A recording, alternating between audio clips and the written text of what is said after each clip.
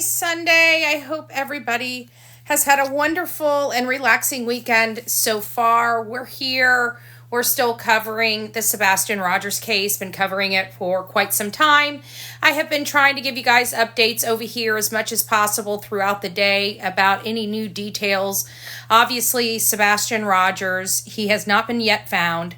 At this moment, it's really a tough pill to swallow because we were told this boy walked out of his house. And so far, we can't even ascertain whether that's even plausible or not because there is a scent dog, but a scent dog leaves over to a construction site where it appears he was loaded in a vehicle and gone. And why I say loaded in a vehicle is because his shoes are all at the house. So the idea that he walked out of the house when he's accustomed to always putting his socks and shoes on just doesn't bode well with me. So Seth had some statements. I've done videos on my YouTube channel. I've come here live a few times about it.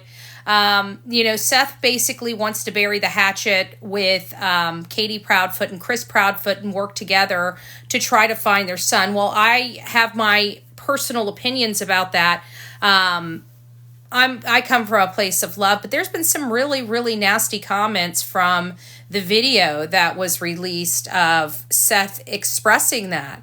So I don't know how everybody's feeling about that over here, but I know that we've had some definitely disgruntled people that have been kind of offended, so to speak. Like here's one of them, and it just, basically saying that, all the YouTubers that you basically put Seth up on their channels and everything like that.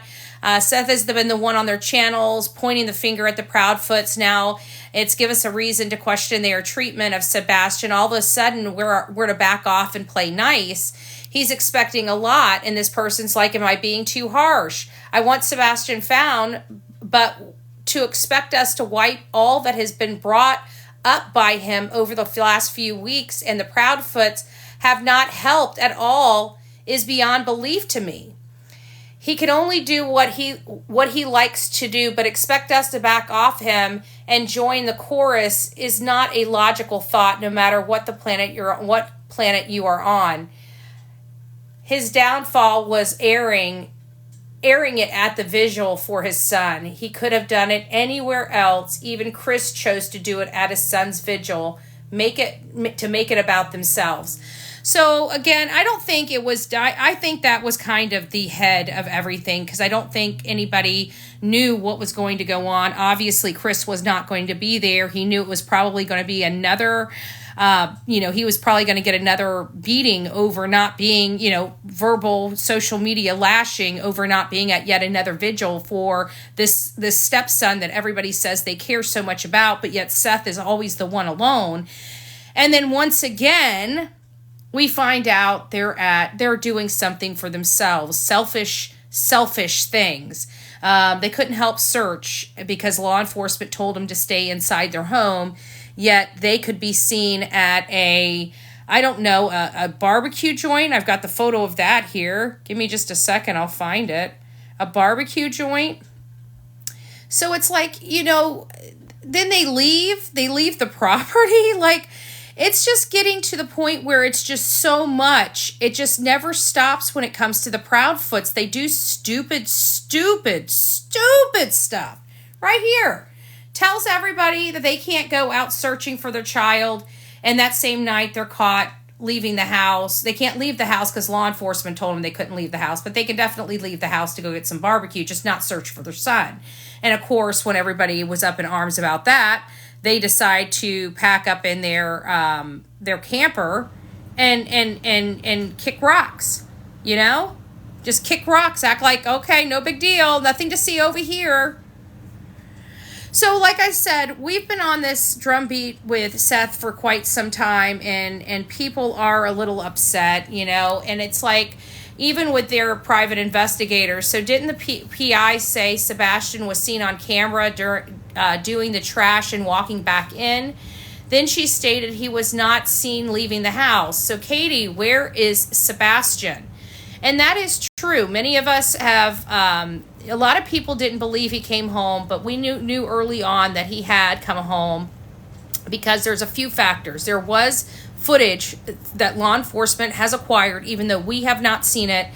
There has been footage that has been acquired that shows Sebastian taking the garbage out and obviously going back into the house.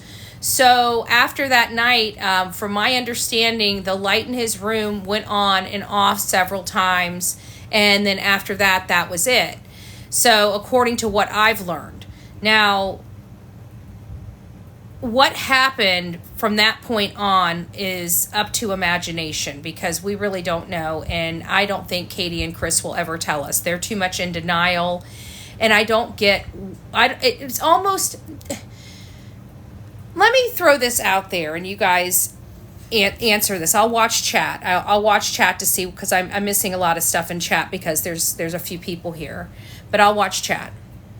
Does it almost seem intentional? Like they do some of the stupidest stuff at the most inopportune time. For example, this latest one, Katie is literally shopping for a motorcycle when they're having a vigil for her son, her missing son that went outside, that was apparently inside her home, that she has raised since she gave birth to this child. And all of a sudden, he just poofs and is gone. She's never been without her son before. And her first thought is, when there's a vigil, is to go shopping for a motorcycle. I don't think they were shopping for a motorcycle for him, as many people keep alleging. I think she was going, I got the wrong one. I think she was shopping for herself. That's her getting off the motorcycle. That right there is her shoe as she's kicking her leg over the seat of that motorcycle. This is Chris looking at her in a kind of, so how did it feel, hon? Is it sitting right for you? Is Chris buying Katie a motorcycle? And if so, why? Why would right now be the time to be considering selling your home and buying a motorcycle? I'm just not, this I think is the problem that we have as the public. I don't think there's really anything that Seth is going to be able to say to us to change our mind about it. Now, he's not asking us to change our mind, in my opinion. I didn't hear him say, all I heard the man say is, can you check your BS at the door so we can go out and find my son? I think he was very smart, because now this is Chris approaching him to join forces. Seth has accepted that, right? Now my question is Chris going to actually fulfill that and actually get off his butt, join forces, and go help find his son? That's my question. Because right now, so far, Chris Proudfoot's batting average isn't very good, because the last time he told us something, well, we found out that was a lie. He told us he passed a polygraph, right? And he didn't. And Nancy Grace said, no problem, Chris Proudfoot. We understand. We understand that, things like this happen, but will you take a polygraph? And he's like, well, certainly I'll be happy to take a polygraph. Name a place and time. Well, this never happened, okay? He told him, TBI told him not to take the test. So now he lied to us about taking the test. Then he lied to us about that he was going to take the test. So what makes us think that he's going to be truthful with Seth and actually join forces with him to look for Sebastian? I have a hard time believing anything that Chris Proudfoot says, personally. I'm not sure how you guys feel, but that's just me personally. I've never understood how two people can just have the appearance of not caring. Just wholly not caring. The polygraph test, yes, they're inaccurate, Kit Kat. But they're a great tool. They're a great resource. since they can't be measured on everybody identically, that's what makes it inadmissible in a court of law. It doesn't mean that they're not effective. It doesn't mean that they have a high accuracy rate, right? It means that some body types are unable to be tested by it, and they're unable to determine which of those body types it is. And so therefore, again, inadmissible in a court of law. But definitely a great tool in the toolbox for law enforcement. It's more accurate than many people think. Again, we know how the justice system is. If they can argue something and get something, a good tool not utilized or not being able to be utilized, yeah, you're right, they can't utilize it. But I guarantee they've used it enough times to find guilty people that I trust it. Not 100% though. I don't trust it 100%. For example, if for any reason Seth's polygraph came back, positive, or like he failed, he failed it, I know where he was, so I know it was a false positive or a false fail or whatever they call it, right? So there's not a whole lot you miss. There's not a whole lot you miss because here's what's going on right now. There are a few people that are still out there searching for Sebastian in the woods, kind of doing their own little thing. There's no more major organized searches going on for Sebastian Rogers. There are some creators that, like I see Narca Diver still out there. He was going through the waters last night. So we've got still people out there in the waterways. I know I've seen, I can't remember all the names of people. There's several people still out there in the woods searching different areas and different sets of woods out there. But nobody has found anything about Sebastian. No glasses, no nothing. And it just makes me come back to that eerie conversation that we heard where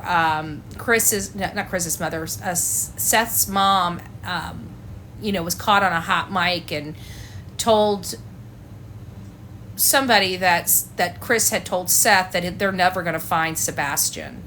And it just gives me a creeped out vibe because here we are, we're going on, what day are we going on? Like 55, 56? I mean, how many days has it been? It's been a significant amount of days. This boy has been gone, and he left without shoes when he doesn't leave the house without shoes. I mean, that's very, very key to me. It's a key detail that many people miss that we picked up on early on. It just doesn't make sense. So, I don't know. Are we going to be able to bury the hatchet with Chris and Katie? I can tell you I don't like people like Katie and Chris. Many of you guys have seen me in action. I don't like them. I let them know I don't like them. And I can honestly say if I can put that all aside for the benefit for finding Sebastian, certainly everybody else can. Am I changing my mind about these SOBs? Not in a million effing years. Not in a million years. But that's not what Seth is asking of me. You know what Seth is asking of me and all of us is, can we take that and put it to the side to do the work that we need to do? And for me, not a prob. Not a prob, Bob. I have to deal with nasty, ugly, disgusting things all day long. Certainly I can put that aside. I'm a patient woman. If anybody knows anything about me, I am a very patient woman. Somebody's talking about the scratches. The scratches have been threatened and shot out because they don't want Sebastian to be found. It surely doesn't seem like they want Sebastian found at all. It really doesn't. It doesn't seem like that is their primary focus. These two's primary focus. Every time I see Seth, my heart breaks for that man. And what breaks for me the most is that there are people out there that believe Seth could have possibly done something to his son. You can't really convince them, but it's like, that they would never be able to support their finding. You know what I'm saying? For a fact, because we did the work, we know for a fact where Seth was. We know he was on cameras. We know these things. We know law enforcement has these things. We know unless he hired somebody, and again, that costs money. There's a data trail, there's a paper trail, there's a money trail. So it's like, these things about Seth, but you know what? Sometimes people need to walk through the process themselves to get there. You know, they have to go through it, because if you try to tell them, all you can do is guide people and show them the information and show them how it would be impossible. But sometimes they just have to get there on their own. And they learn something along the way too. But I just don't see where Seth has anything to do with this. If I did, I have no reason to say I don't have a dog in this fight. My main concern is finding out where Sebastian is and finding out what happened to him. That's all. That's all I care about. And if something bad happened to him, making sure he gets justice. Yes, Jamie, yes. And everybody kept saying it was Chris. It was Chris. But when I looked at the photo again, I'm like, no, that's not Chris. That's Katie getting off that motorcycle. Hold on, let me find the right photo. I keep grabbing I need to delete the one that blows up too big. There it is. That's Katie getting off a motorcycle. Right there. Chris is over here. He's not on the motorcycle. She's on the motorcycle. She's the one getting a motorcycle.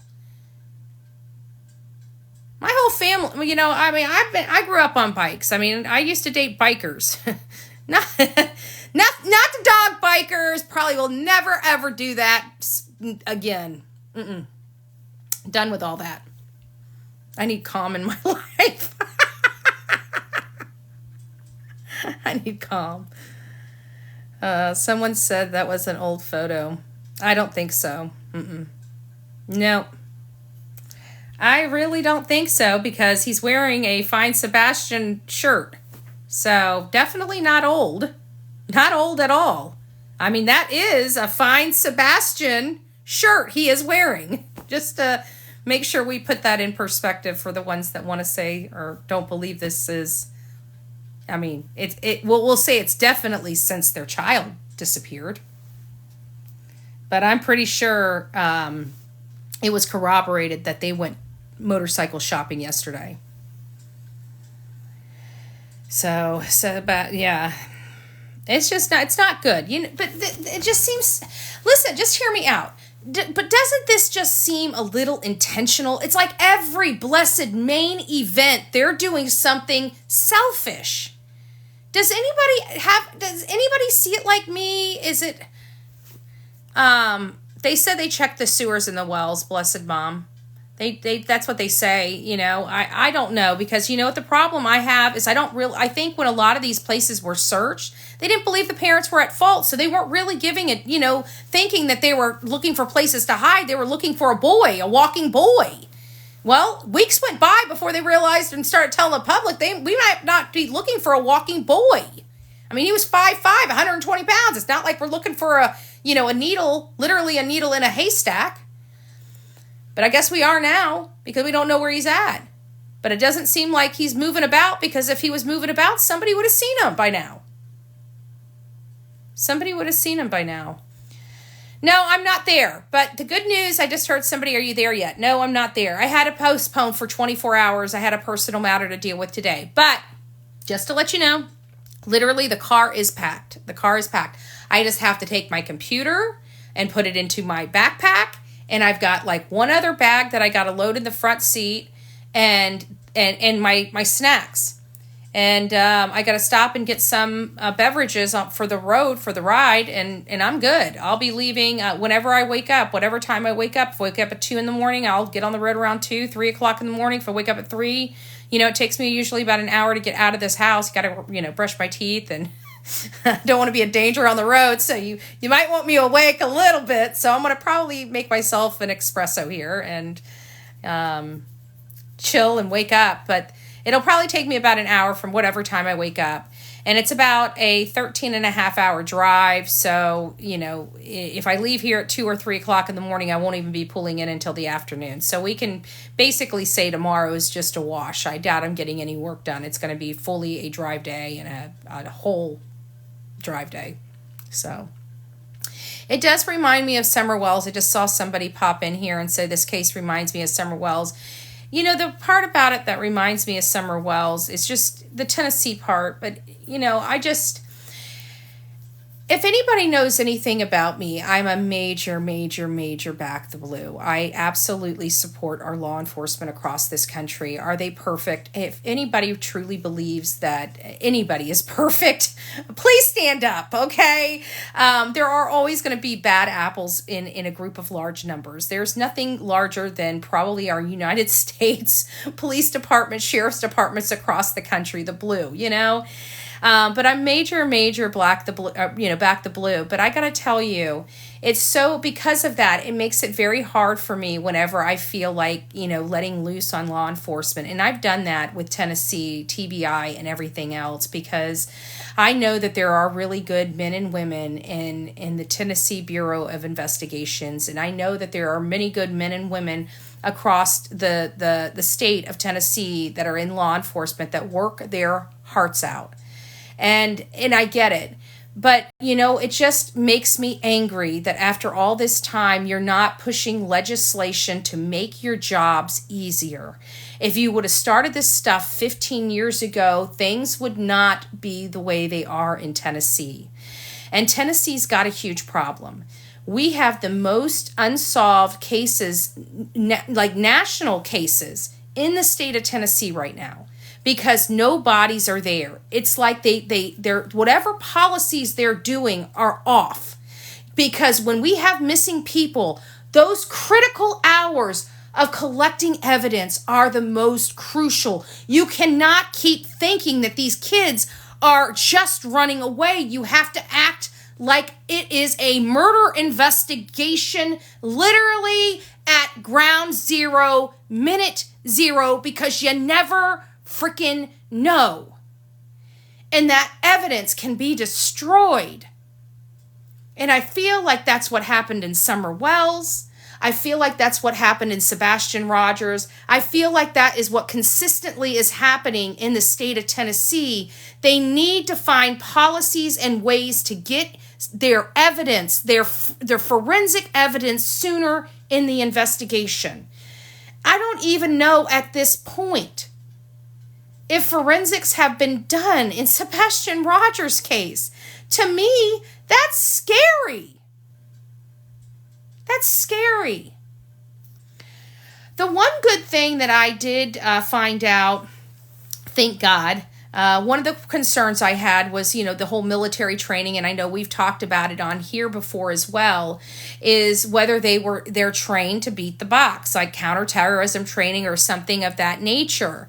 And so I did find out most likely the answer to that question is no. They most likely do not have any type of beating the box training. I guess that's, more advanced or elite type of trainings that they may or may not do depending on what kind of operation they're going to be going on. I didn't get all the details, and I may be skewed on some of that right there, but it doesn't sound like either Katie or Chris would have had that type of training. So that's at least something that I learned that has been weighing on my mind for quite some time. Would have been late. CP would have had cleaners in. They're moving out. A cleaner, like they're moving out.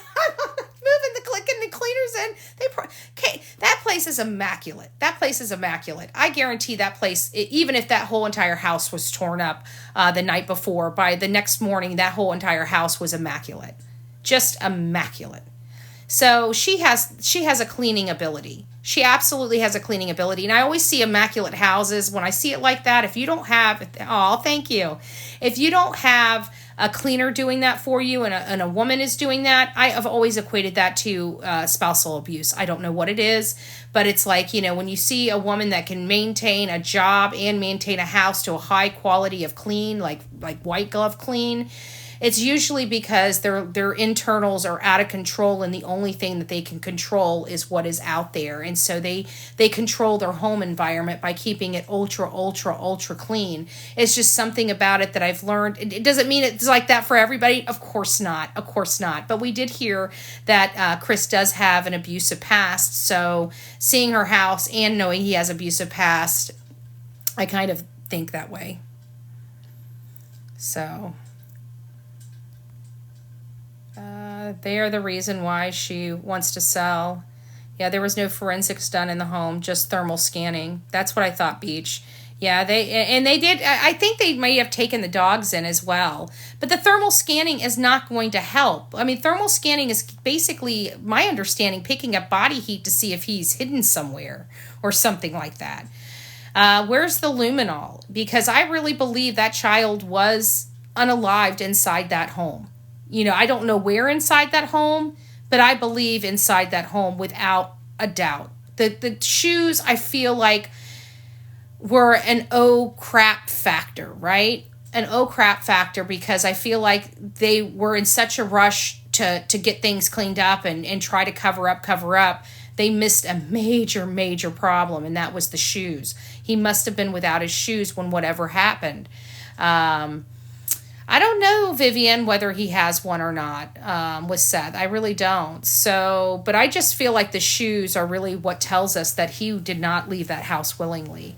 If nothing else, and I think, and I said that early on, is that I think that the shoes really were the catalyst, if you will, of me thinking something more didn't happen. I'm about to go dark, sorry. We're moving about. So that's really it, guys. I really don't have a whole lot more for the Sebastian Rogers case. I can tell you right now, there's not going to be any, we can analyze this case, which is what I'm doing. I'm about to go out there and go searching. So we'll be able to at least get in the woods. We'll go live when we get out there, so you guys can come along. And also, if you guys want to screen record, do what you guys got to do, because it's going to be hours out there. I don't think I'm going to have the ability to download these lives after they're done. But if you guys want to screen record, because we need to scan whatever you guys are seeing. When I'm out there may be something I'm not seeing that comes up on these videos. If that's the case, then we need to go back out there and search that spot. So I'll be both. I'll be on TikTok as well as YouTube.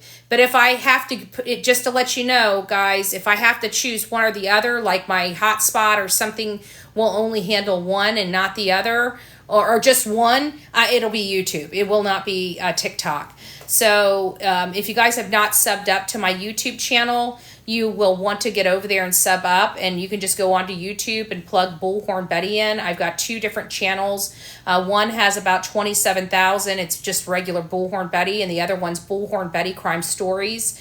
I will probably most likely be running live on my main Bullhorn Betty account on YouTube. So if you want to make sure you don't miss anything, and the reason why, if I had to choose between TikTok and YouTube, it's because YouTube captures that and keeps that live active. So no matter what, we can always go back and review the footage.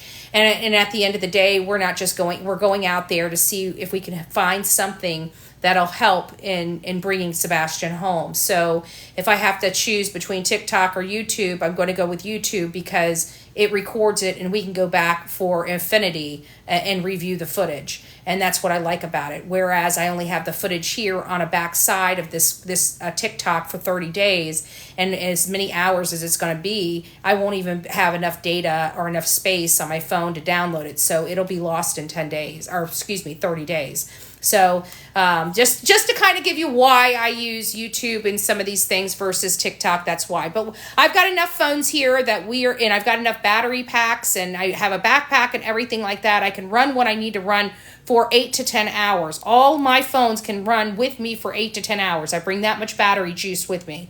So no matter what, we'll be live. We'll be live. You'll see out in the woods. You'll be able to go for a ride. So I'll be out there tomorrow afternoon. I'll keep you guys posted. I'm going to be pretty much dark all day tomorrow. When I stop, I'll pop in and just let you guys know I'm doing safe. I'm doing great on timing and all that other stuff. If everybody's wanting to know what this picture is behind me, during Sebastian Rogers' vigil, of course, Chris and Katie, true Proudfoot style, decides to miss the vigil once again for selfish reasons, to go shopping for a new motorcycle.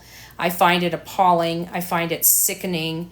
The words that I have for these two, I'm going to put to the side, do my job, and pray to God that hopefully they're out there searching as well. But you know what? So far, I'm not going to hold my breath. That's why I'm having to travel from Florida to Tennessee, because these two lazy MFers won't get off their butt and quit shopping to go find their son. It makes me sick. All right, guys, God bless. Happy Sunday. Say a prayer for me. Say a prayer for Sebastian. Say a prayer for all the people out there doing the right thing, because it's the right thing to do. God bless.